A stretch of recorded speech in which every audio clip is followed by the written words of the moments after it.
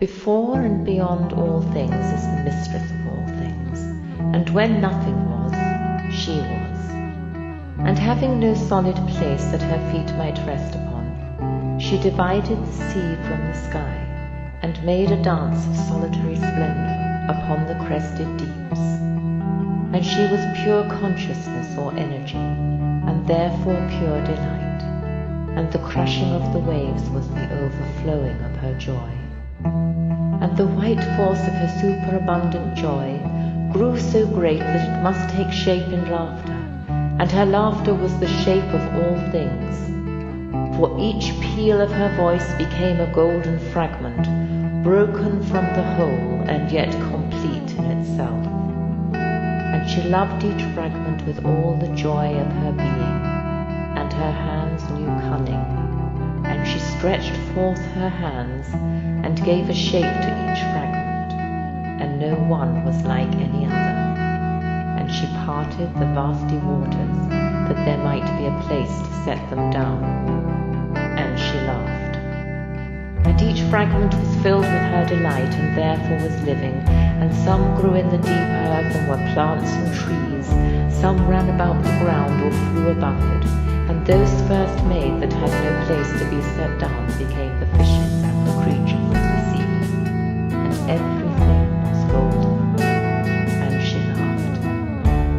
And at the edges where the waters had been parted, they lay still and shallow, and there she cast her gaze, and she saw an image of herself, all suffused in the light of love and energy.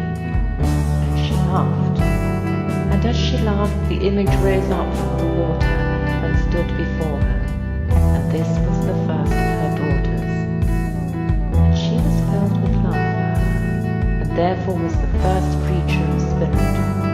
And she knew cunning, and she ran about the earth with love of all things, giving a name to everything and creature, each in the order that she had shaped them. And the mistress of all things was filled with delight, and ran laughing through the forests of the earth. And every peal of her voice became the image of a golden fragment of her spirit.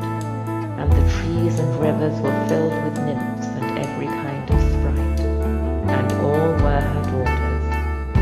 And her love for each was inexhaustible, for each was a reflection of some boundless fragment of her unbounded spirit.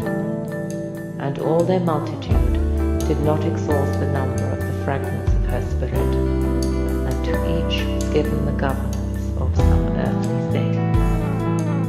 But one there was that had not been shaped by her, and that was not her daughter, nor a creature of spirit, but this was the space between the fragments and the nothingness that had been before things were. It had not energy nor delight, but only weight. It had not shape, but could only coil and uncoil itself about the things that were. It was the snake. It was not golden, but black.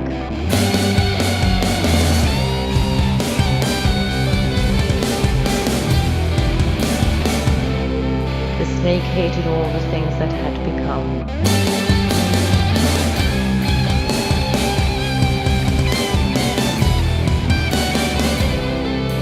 Hated the separation of the waters and the sky.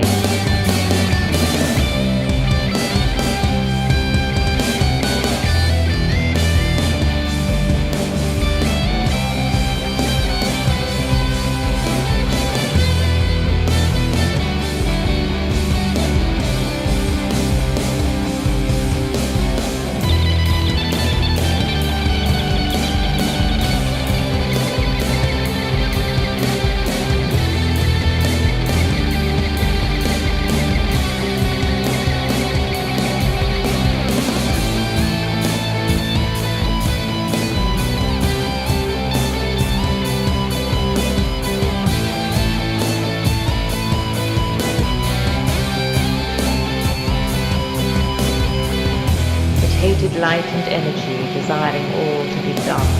And when the world had lived a time of joy,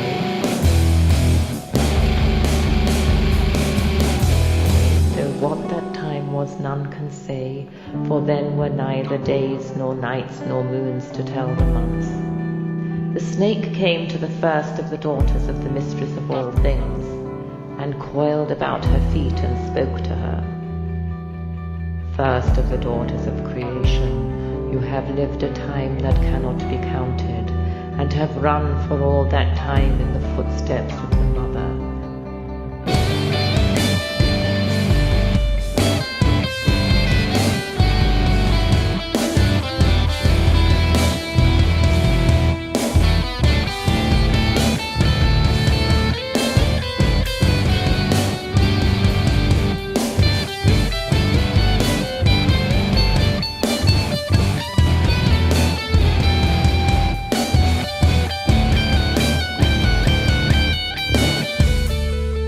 Have never taken rest among the things that are.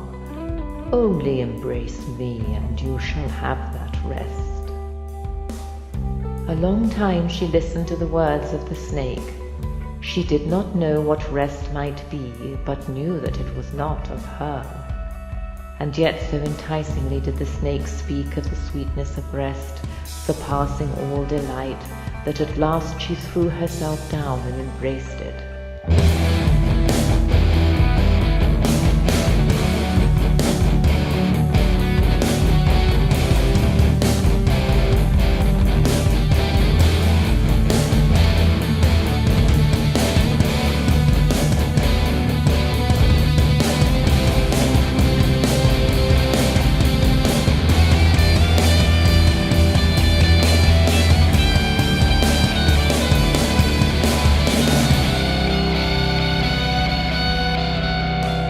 Because she was suffused with the delight of the mistress of all things, the snake immediately took on shape, and its shape was like to hers, but its body was filled with weight and was barren, for being not a creature of spirit,